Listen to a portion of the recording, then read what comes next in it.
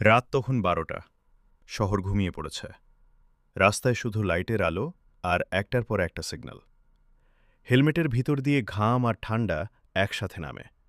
মোবাইলে আবার নোটিফিকেশন, নতুন অর্ডার।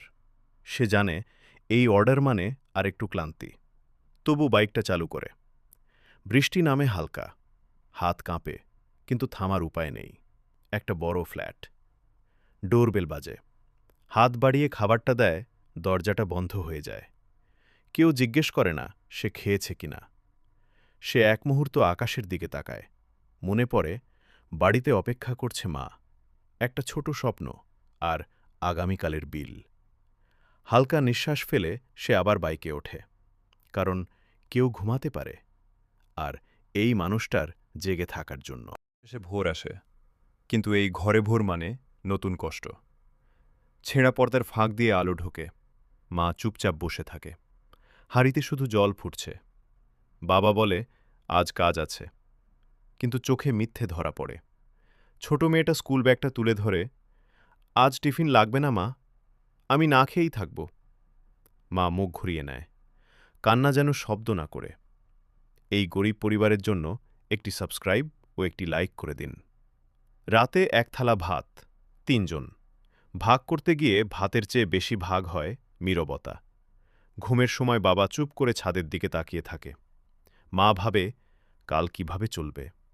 আর মেয়েটা, সে ঘুমের ভান করে, কারণ সে জানে কান্না দেখালে মা বাবার কষ্ট আরও বেড়ে যাবে। এইভাবেই কিছু পরিবার হাসির আড়ালে প্রতিদিন কেঁদে যায়। এই বাড়িতে কেউ না খেয়ে থাকে না, কিন্তু মন ভরে খেতেও পারে না। বাবা সকালে অফিসে যায়, টাই পরা, মুখে হাসি, কিন্তু মনে হিসাব, ইএমআই, স্কুল ফি, বাজার। মা রান্না করে, সব ঠিকঠাক, কিন্তু নিজের শখটা বছরের পর বছর তালিকাই থাকে। এই পরিবারের পাশে থাকার জন্য একটি সাবস্ক্রাইব আর একটি লাইক দিয়ে যান। ছেলেটা বলে, বন্ধুরা সবাই নতুন সাইকেল নিয়েছে।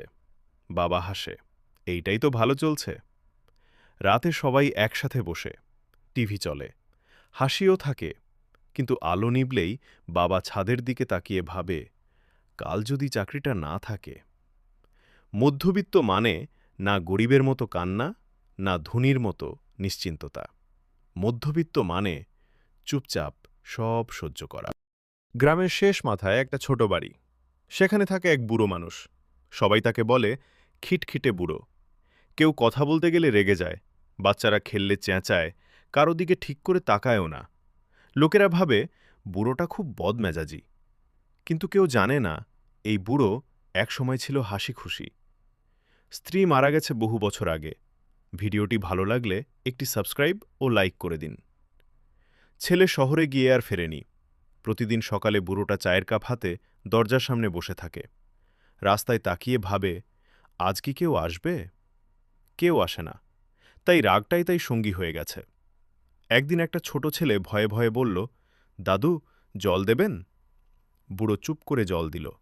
ছেলেটা হেসে বলল, ধন্যবাদ দাদু। সেই হাসিটাই বহু বছর পর বুড়োর বুকের ভেতর কিছু একটা নরম করে দিল। সেদিন থেকে বুড়োটা আর আগের মতো খিটখিটে নয়, কারণ কেউ বুঝেছিল রাগ নয়, একাকিত্বই ছিল তার আসল কষ্ট। শহরের ব্যস্ত ফুটপাথে এক কোণে বসে থাকে এক ভিখারি। হাতে ছেঁড়া বাটি, চোখে জমে থাকা ক্লান্তি। লোকজন আসে যায়, কেউ তাকায় না। কেউ কেউ তাকিয়েও মুখ ফিরিয়ে নেয়।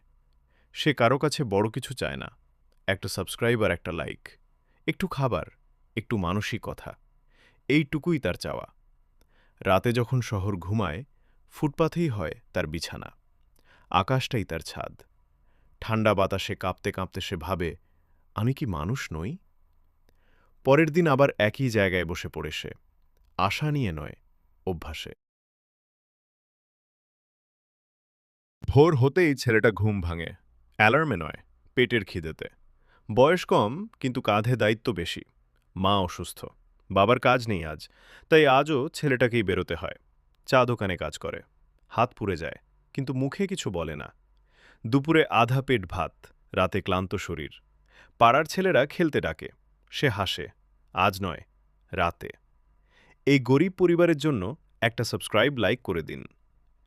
ছাদের কোণে বসে আকাশের দিকে তাকায়, মনে মনে বলে, একদিন আর কাউকে এইভাবে খাটতে দেব না। কেউ তার নাম জানে না, কেউ তার গল্প শোনে না, কিন্তু এই ছেলেটাই একটা পরিবারকে ভেঙে পড়া থেকে বাঁচিয়ে রেখেছে।